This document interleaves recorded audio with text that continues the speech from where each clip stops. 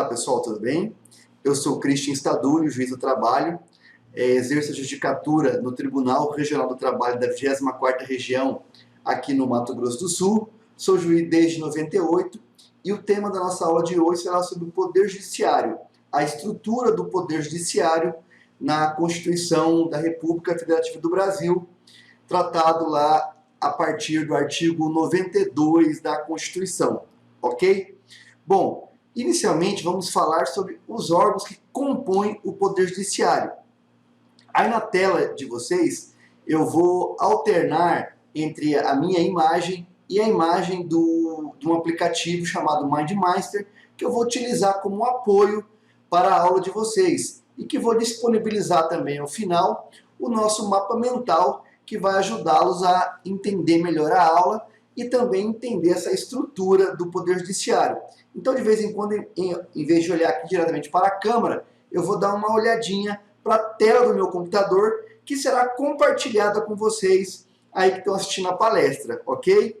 Bom, nós vamos falar inicialmente, então, do artigo 92 da Constituição Federal, que trata especificamente lá no seguinte texto: são órgãos do Poder Judiciário, ou seja, lá define exatamente quais são os órgãos do Poder Judiciário.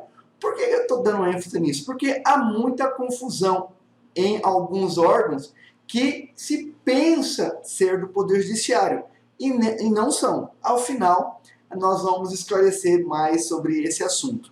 Bom, vamos lá então. Inicialmente, o primeiro órgão do Poder Judiciário é o Supremo Tribunal Federal. Todo mundo, obviamente, já ouviu falar, ainda mais nos dias atuais, do famoso STF, na verdade, o Supremo Tribunal Federal. O Supremo Tribunal Federal é o órgão de cúpula do Poder Judiciário e a sua composição está definida no artigo 101 da Constituição Federal. Bom, pois bem, o artigo 101 da Constituição Federal dispõe que o STF é composto de 11 ministros escolhidos entre cidadãos de 35 anos a 65 anos de idade de notável saber jurídico. E aí, um pequeno detalhe: não é necessário ser formado em direito para compor o Supremo Tribunal Federal. Acredita? Pois é, a Constituição aqui assim o quis. Basta ter notável saber jurídico.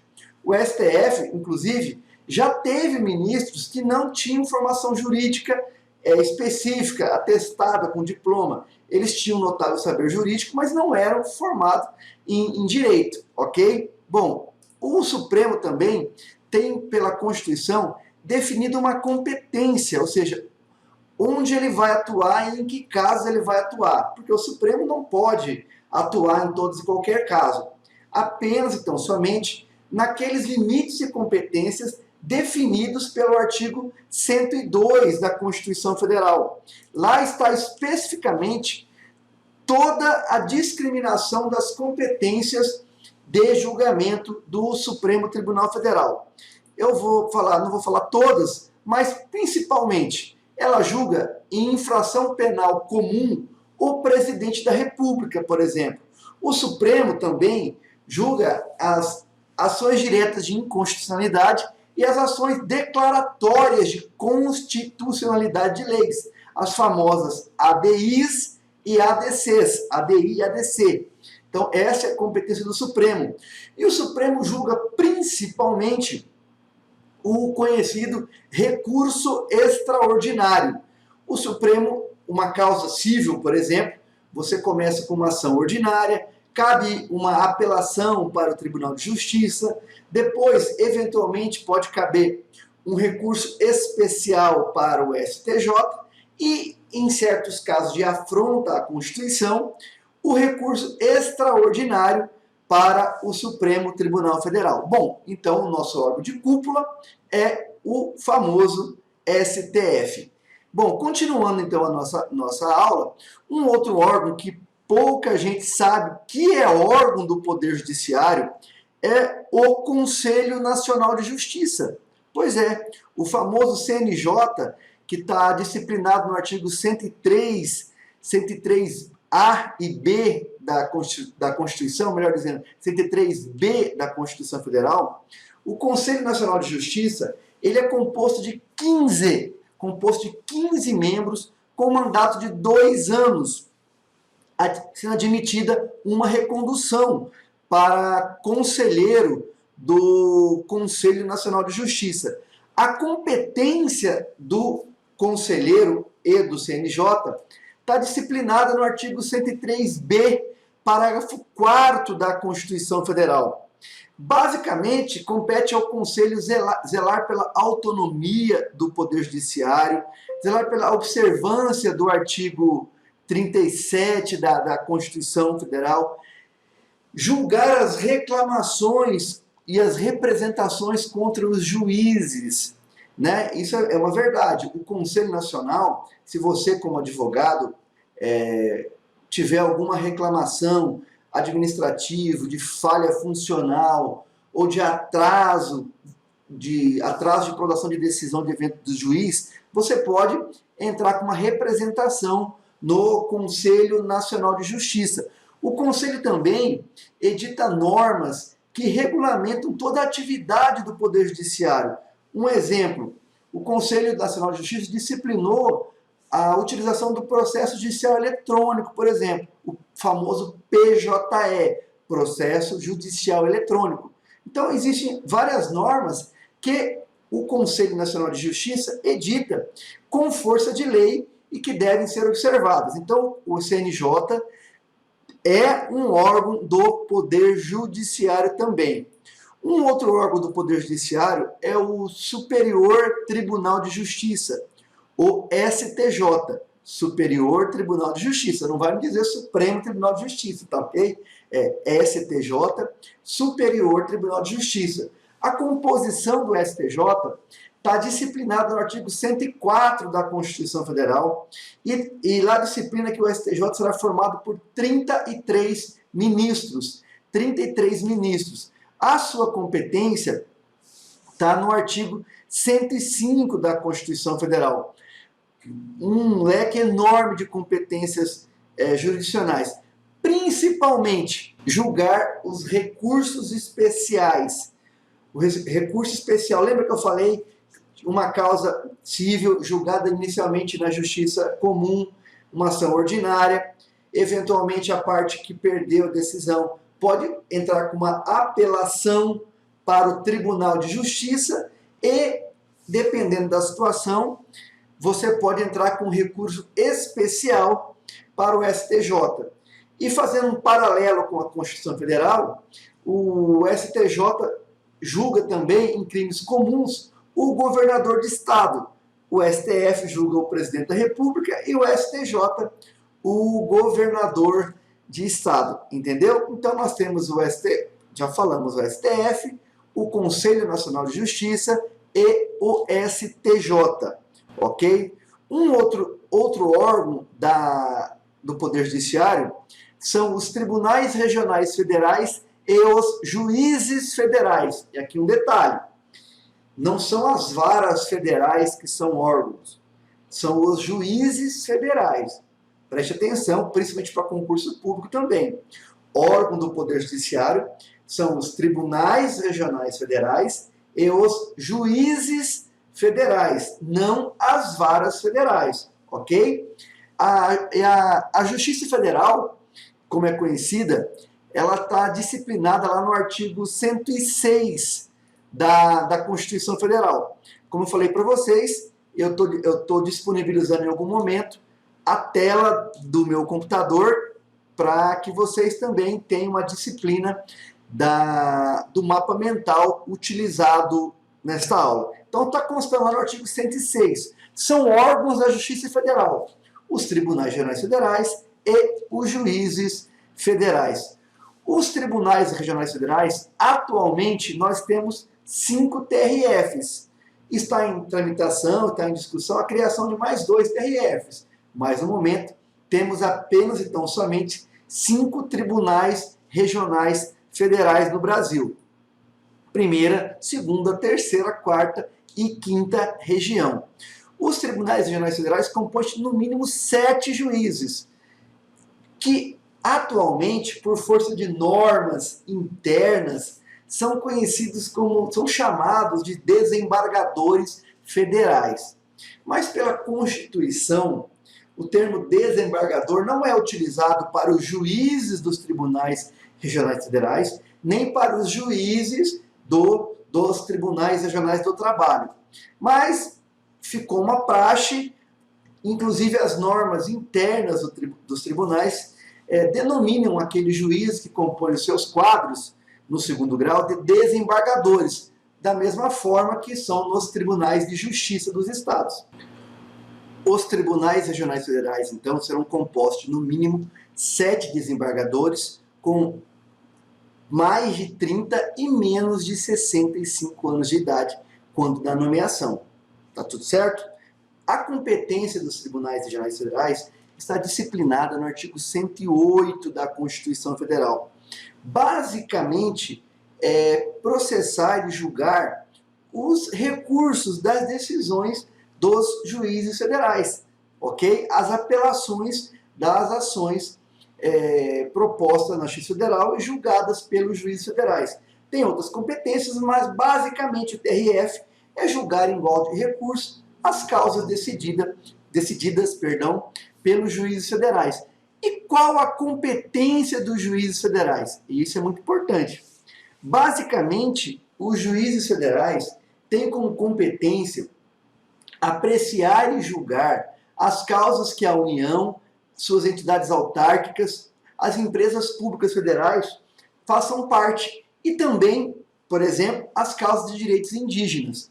Então, todas as ações que envolvam a União, suas entidades autárquicas, empresas públicas, serão de competência da Justiça Federal, do juiz federal, conforme está disposto no artigo 109 da Constituição Federal. Tudo bem? Então vamos prosseguir então agora falando um pouco sobre os tribunais e juízes eleitorais, cuja competência e disciplina está expressa no artigo 118 da Constituição Federal. No artigo 118 da Constituição Federal, portanto, está disciplinada a conhecida Justiça Eleitoral. Tudo certo? Na Justiça Eleitoral, nós temos o Tribunal Superior Eleitoral, os tribunais regionais eleitorais, os juízes eleitorais e as juntas eleitorais. Então, esta é a disciplina, a composição da Justiça Eleitoral. TSE, Tribunal Superior Eleitoral, TRE, Tribunal Regional Eleitoral, juízes eleitorais e juntas eleitorais. No artigo 119 e 120 da Constituição, há toda a disciplina da composição do TSE e da composição do TRE. Uma coisa importante a se falar da Justiça Federal, coisa interessante, é que ela é composta de juízes de outros ramos do Poder Judiciário, vamos assim dizer. A Justiça Eleitoral, ela utiliza-se dos juízes estaduais e também dos juízes federais, dos desembargadores dos tribunais de justiça e dos desembargadores federais na sua composição. Ou seja, ela pega juízes da Justiça Estadual e juízes da Justiça Estadual, federal e estadual, para a sua composição, porque são temporários os períodos eleitorais.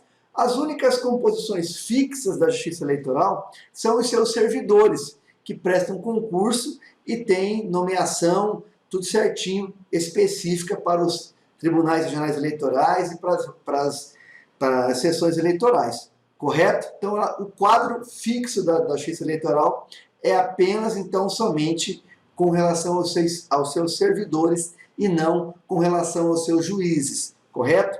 Continuando nosso estudo, então, sobre a disciplina do Poder Judiciário, prevista lá no artigo 92, inicial da Constituição. Nós temos também os tribunais e juízes militares. Tribunais e juízes militares. No artigo 122 da Constituição Federal, há a disciplina da Justiça Militar da União apenas. Preste atenção aqui neste ponto.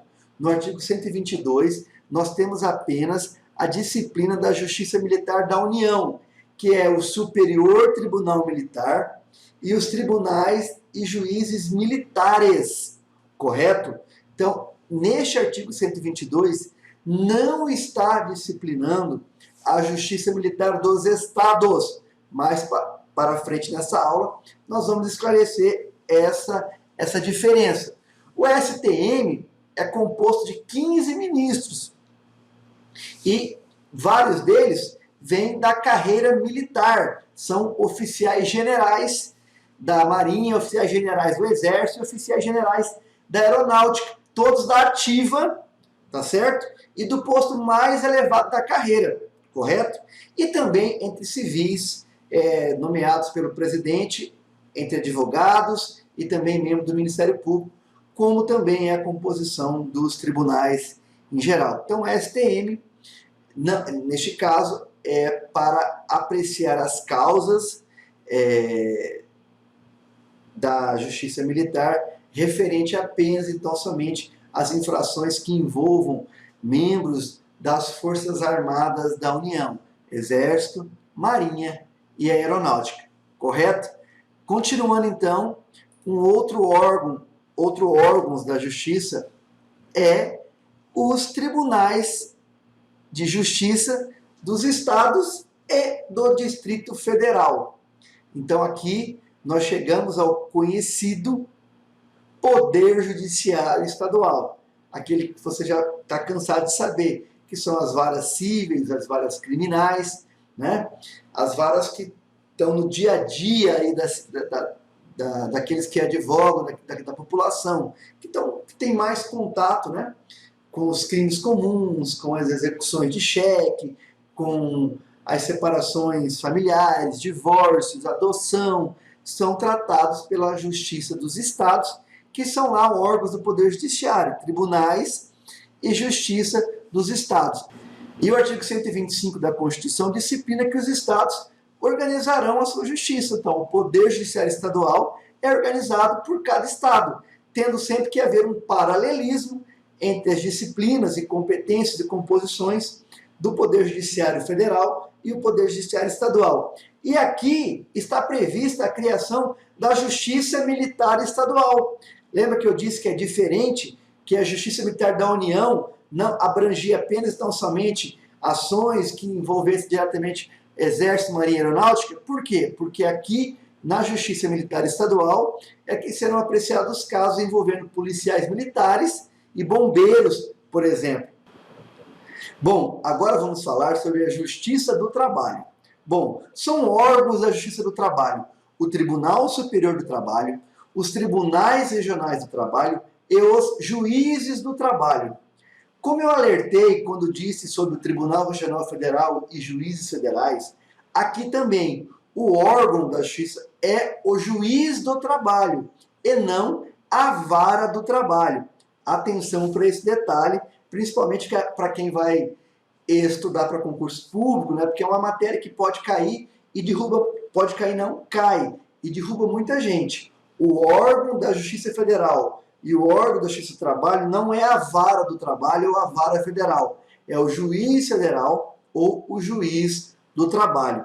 Continuando então, a Justiça do Trabalho inicialmente tem como órgão de cúpula o Tribunal Superior do Trabalho, o TST. O TST é composto de 27 ministros.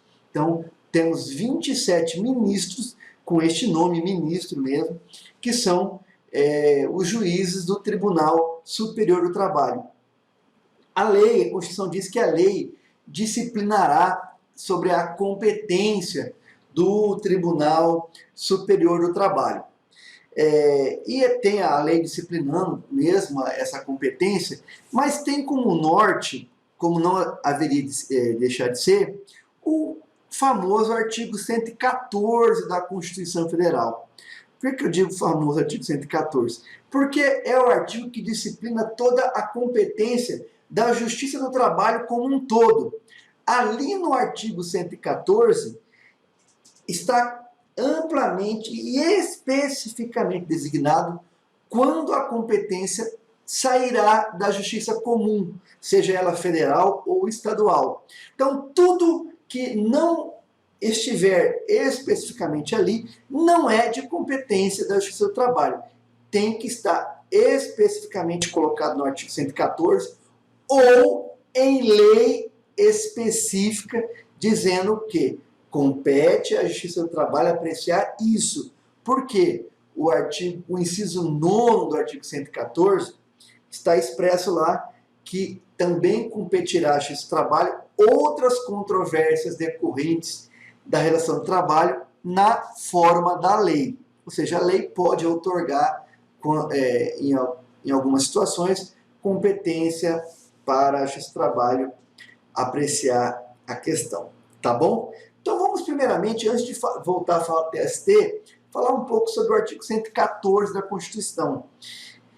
Basicamente, o artigo 114, o assunto principal dele, ele diz que compete à JT, Justiça do Trabalho, processar e julgar as ações oriundas da relação de trabalho.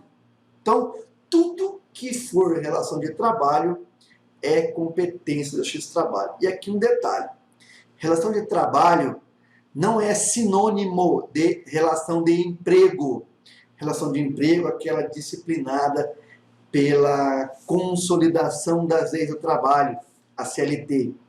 Então, há um engano muito grande ao se pensar que a Justiça do Trabalho tem apenas, então, somente competência para apreciar as causas que envolvam empregado e empregador. Não. Há várias outras situações que há uma relação de trabalho, há uma prestação de serviço, vamos dizer assim, que a competência será da Justiça Trabalhista.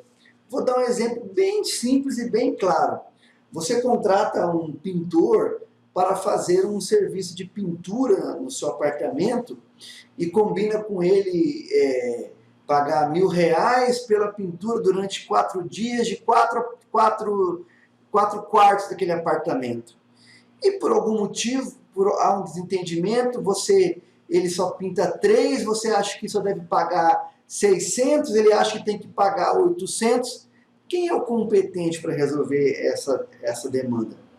Não tenho a menor dúvida que é a Justiça do Trabalho, mesmo sendo aquele prestador de serviço um não empregado. Ele não é seu empregado, ele é um prestador de serviço.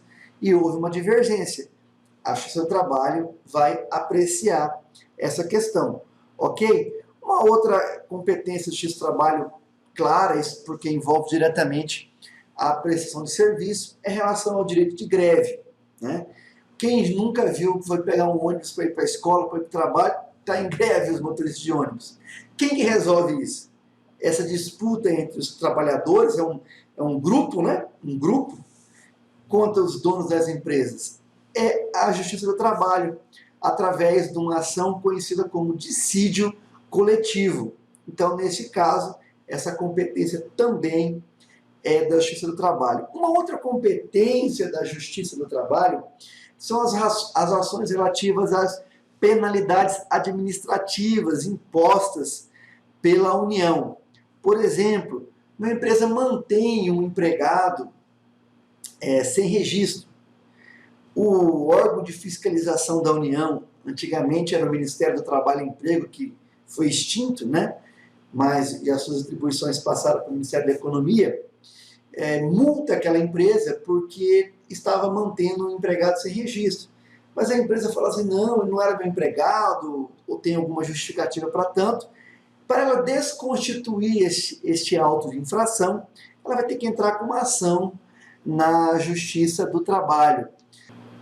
A Justiça do Trabalho também é competente para as ações relativas às indenizações por danos morais e materiais decorrentes da relação de emprego. Por exemplo, se alguém se acidenta trabalhando, a ação de indenização, se a culpa for do empregador, será na Justiça do Trabalho. Se alguém sofrer algum tipo de assédio moral, a ação de indenização será também na Justiça do Trabalho. Então, não é só quando tem hora extra, 13º e férias, que a competência será da Justiça do Trabalho. Há várias outras situações, como eu demonstrei aqui, que a Justiça do Trabalho será a competente constitucionalmente para apreciar a questão. Então, partindo desse primeiro detalhamento da competência X-Trabalho, nós chegamos aos seus órgãos, que eu já disse, são o Tribunal Superior do Trabalho, os Tribunais Regionais do Trabalho e os Juízes do Trabalho, ok? O TST, ele vai apreciar, via de regra, os recursos de revista. O que são os recursos de revista? Quando você entra com uma ação no primeiro grau, conhecida como reclamação trabalhista, se você ganhar ou você perder a ação, se você perder a ação, melhor dizendo, você pode entrar com um recurso ordinário para o Tribunal Regional do Trabalho, o RO, recurso ordinário. Em algumas situações, você pode entrar, se você não lograr êxito, você pode entrar com um outro recurso, chamado recurso de revista, que será apreciado por uma das turmas do Tribunal Superior do Trabalho. É a competência principal do TST, apreciar os recursos de revistas oriundos dos tribunais regionais do trabalho, ok? Os tribunais e juízes do trabalho, que são os outros órgãos, têm a competência também intimamente ligada ao artigo 114. Então, todas as ações trabalhistas que visem o reconhecimento de vínculo de emprego, que visem o pagamento de horas extras, férias, 13º, fundo de garantia, dano moral, acidente de trabalho, serão de competência dos juízes do trabalho. Para os mais antigos, vão se lembrar que antigamente havia um órgão chamado Junta de Conciliação e Julgamento, que era composto do juiz do trabalho e 2 juízes classistas, que tinham indicados que representavam, melhor dizendo, os empregados e os empregadores. Era uma junta porque eram 3. Isso não se tem mais, esse termo junta foi suprimido da Constituição e hoje é vara do trabalho, né? Onde o juiz do trabalho atua na vara do trabalho. Nós temos 24 tribunais regionais do trabalho no Brasil. Nós temos 24 tribunais. O estado de São Paulo tem 2 tribunais, o da 2ª região e o da 15ª região. Curiosidade, né? O estado do Tocantins, por exemplo, não tem Tribunal Regional do Trabalho. O Tribunal Regional do Trabalho da 10ª região, sediado em Brasília, tem jurisdição sobre o Tocantins. Uma curiosidade. As varas do trabalho, o juiz do trabalho, então, atuam baseado nas competências disciplinadas pelo artigo 114 da Constituição Federal. E aqui agora uma coisa muito interessante que eu quero lembrar a vocês, para evitar a confusão, que o antigo Ministério do Trabalho e Emprego, eu falo antigo porque com a reforma administrativa inicial do governo do presidente Bolsonaro, houve a extinção do Ministério do Trabalho e Emprego e suas atribuições foram divididas em alguns órgãos, outros ministérios, principalmente com relação para o Ministério da Economia. Mas o antigo Ministério do Trabalho, que está na boca de todo mundo, não nunca foi e nunca vai ser órgão do Poder Judiciário. Então não confunda a atuação do Ministério do Trabalho ou dos fiscais do trabalho, que são conhecidos como auditores fiscais do trabalho e hoje estão lotados no Ministério da Economia, com a atuação do Poder Judiciário. Não. Os auditores fiscais são lotados no Poder Executivo, eles pertencem, melhor dizendo, ao Poder Executivo, e a sua atuação é meramente administrativa, não é atuação judicial. Então, repetindo, auditor fiscal do trabalho atua administrativamente, não sendo eles juízes ou tendo qualquer atribuição jurisdicional. São atuações administrativas do Poder Executivo, ok? Então, aqui acaba a parte dos órgãos do Poder Judiciário previsto lá no artigo 92 da Constituição Federal.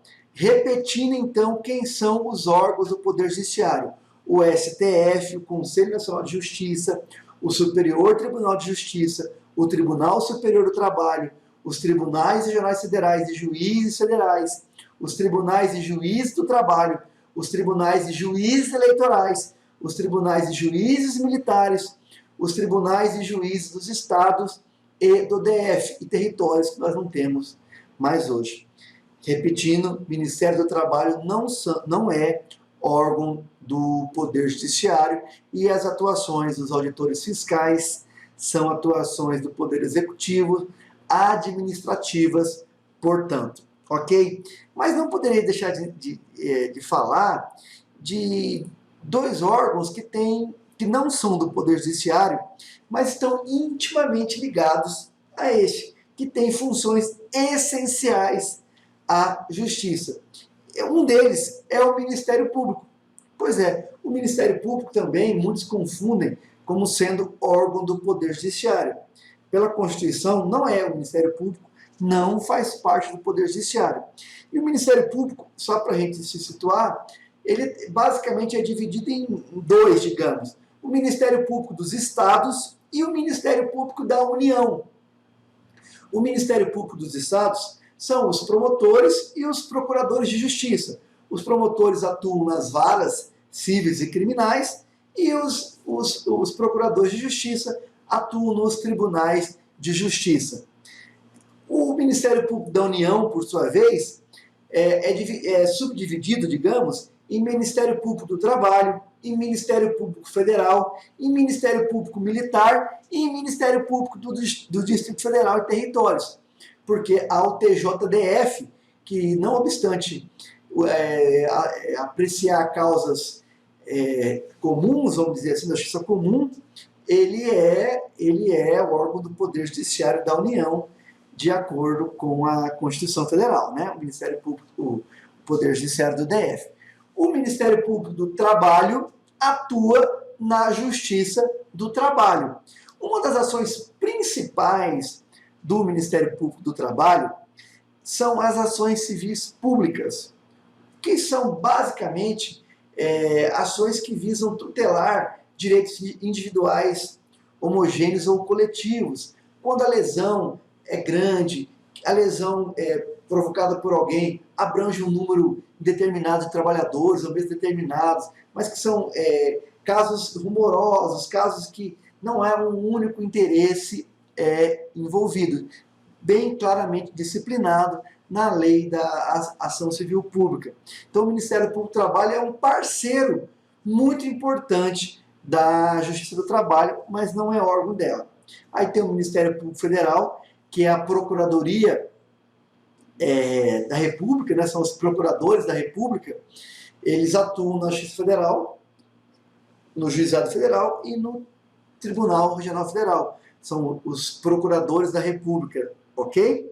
Temos também o Ministério Público Militar e o Ministério Público do DF e Território. Então essa é uma subdivisão do Ministério Público, que, é bom dizer, é apenas uma divisão, digamos, competencial, porque o Ministério Público, como está escrito na própria Constituição, é único e indivisível. E, por fim, uma das funções essenciais da Justiça é a função do advogado.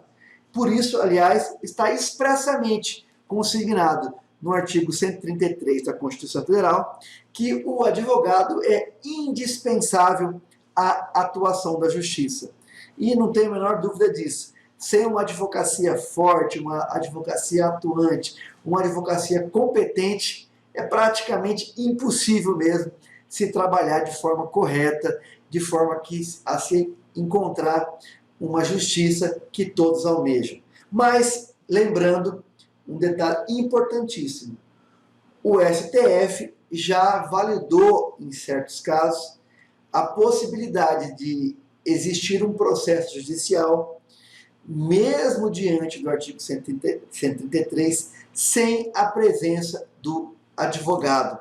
Um exemplo clássico, o conhecido ius postulandi na Justiça do Trabalho, que é o direito da própria parte, do próprio trabalhador, procurar o Poder Judiciário e, em nome próprio, sem assistência do advogado, buscar os seus direitos. Então, isso é possível. O Supremo diz que a possibilidade desse uso postulante não negava vigência ao artigo 133 da Constituição Federal. Bom, pessoal, é isso aí. Eu queria dar um panorama geral sobre o Poder Judiciário e a sua disciplina lá desde o artigo 92 até o Ministério Público e a advocacia, que mesmo não sendo órgão, estão intimamente ligados ao Poder Judiciário. Tá certo? Um grande abraço para vocês e até a próxima aula.